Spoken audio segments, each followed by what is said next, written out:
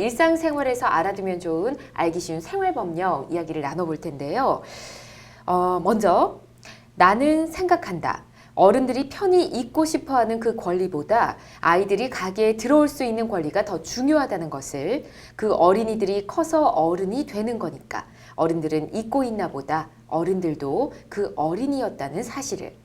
네, 조금 전에 제가 읽은 글은 어린이 동화 작가 전희수 군이 노키즈존을 경험하고 쓴 일기 중에 일부입니다. 참 어른들을 부끄럽게 만드는 내용이 아닌가 싶은데요. 오늘 제가 이 전희수 군의 일기로 알기 쉬운 생활 법령의 문을 연 이유는 바로 오늘의 주제가 노키즈존이기 때문입니다. 자, 일단 노키즈존이 무엇인지 정의부터 좀 내려보고 싶은데요. 곽 변호사님 어떨까요? 네, 노키즈존이란 주로 음식점이나 카페 등에서 어린이를 동반한 고객의 출입을 제한하는 그런 곳을 말합니다. 네, 일단 두 분 모두 아이가 있다고 저희가 지난 시간 얘기를 나눈 적이 있습니다. 혹시 노키즈존 경험하신 적이 있는지 궁금하네요. 곽 변호사님 있으신가요? 네, 제가 결혼 전에 신랑이랑 되게 자주 가던 카페가 있었습니다. 그래서 이제 출산 후에 아이를 데리고 그 카페에 이제 들어갔는데 들어가서 봤더니 노키즈존이라고 써 있었더라고요. 그전에는 몰랐었는데 인식도 못하고 있었는데 그래서 다시 쓸쓸하게 나온 그런 경험이 있습니다. 그랬군요. 네. 서 변호사님도 경험이 있으신가요? 저는 아직 아기가 돌전아기라서 네. 직접 이렇게 거부당한 경험은 없었는데요. 네. 그 주변 분들 이야기를 들어보면은 그 노키즈존이 상당히 또 있는 걸로 알고 있어요. 그래가지고 아이를 동반한 모임 장소를 정할 때 좀 많이 고려한다고 들었습니다. 아, 그렇군요. 두 분 모두 자녀가 있기 때문에 이 노키즈존이란 글자가 결혼하지 않은 사람에 비해서 더 눈에 잘 띄지 않을까라는 생각을 해봅니다.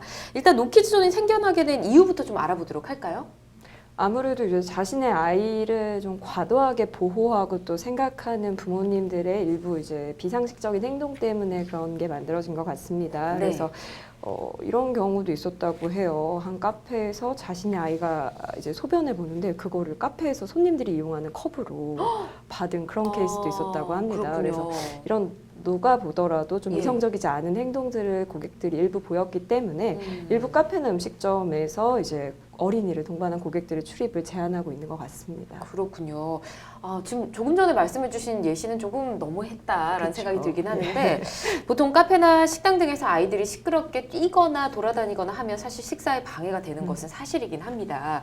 그래서 하지만 그렇다 하더라도 이 출입 자체를 제한하는 것은 법 규정에 어긋나는 건 아닐까 싶긴 한데 법적으로 따져보면 서 변호사님 어떨까요?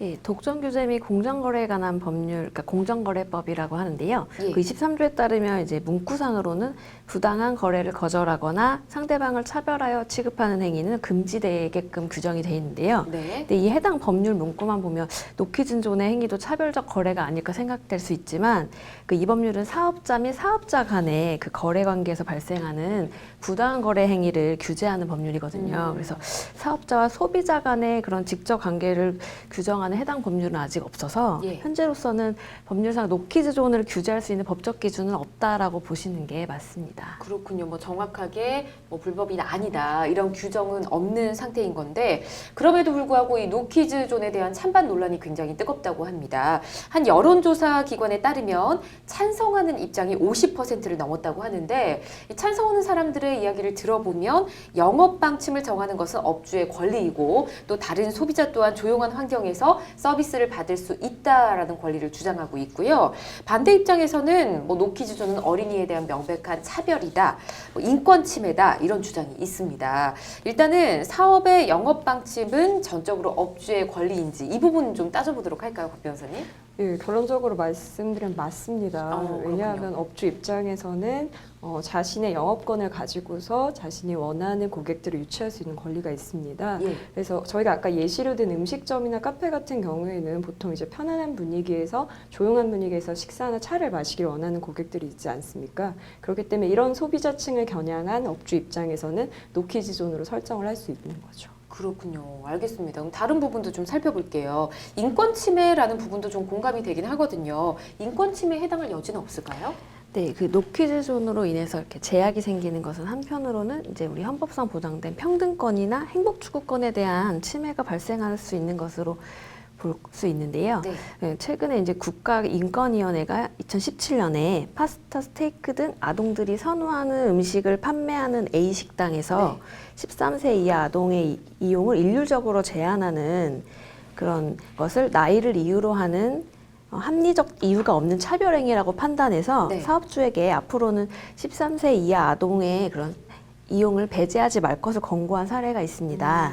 그 A 식당의 경우에는 특별히 아동의 신체적, 정신적 건강에 유해한 장소도 아니고 예. 이용자에게 시설 이용상의 특별한 그런 능력이나 주의가 요구되는 것은 아니잖아요. 그래서 식당의 이용 가능성과 그 연령 사이에 특별한 연관성이 없기 때문에 이제 아동의 이용을 금지하지 말라는 권고를 한 것이고요. 2013년에 유엔 아동권리위원회에서는 일반 논평을 통해서 세계 곳곳의 공공장소에 대한 그런 상업화가 되면서 네. 아동에 대한 관용이 줄어들고 있다.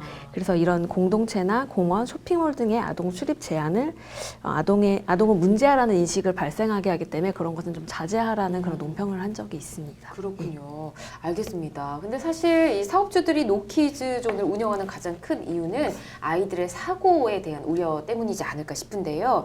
만약 아이가 뭐 식당 등에서 뛰어놀다가 다쳤을 경우 이 사업주가 어느 정도 배상을 해야 될까? 이 부분 좀 자세히 알아볼까요?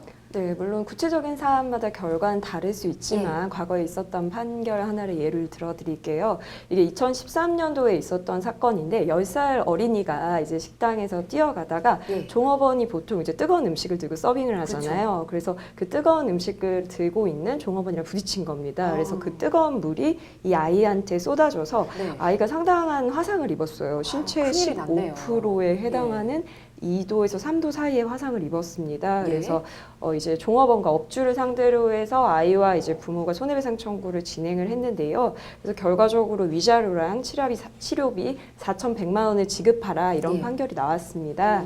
근데 다만 이 사건에서 주목할 만한 부분도 한 가지가 있는데요.